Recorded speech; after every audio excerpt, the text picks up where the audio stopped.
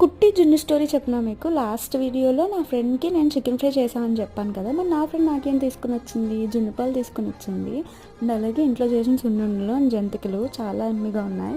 రండి ఇంకా ఆలస్యం చేయకుండా పాత బెల్లంతో జున్ను చేసేద్దాం. ఫస్ట్ డే పాలు కాబట్టి నేను ఒక గ్లాస్కి 3 గ్లాసులు పాలు అనేవి కలిపాను.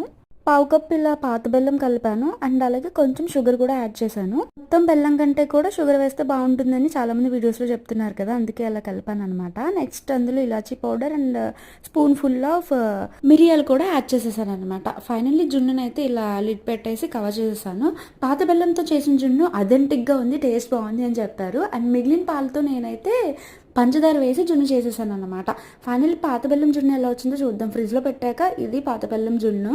టేస్ట్ అయితే చాలా చాలా ఎమ్మీగా ఉంది. మీరు ఎప్పుడైనా ట్రై చేశారా? కామెంట్ సెక్షన్లో కామెంట్ చేసేయండి. పాత బెల్లంతో జున్ను ట్రై చేసి ఉంటే. ఇది నేను పంచదారతో చేసిన జున్ను ఫ్రిడ్జ్లో ఓవర్ నైట్ పెట్టేసి నెక్స్ట్ డే తింటే ఇలా ఐస్ క్రీమ్లో ఉంటుంది.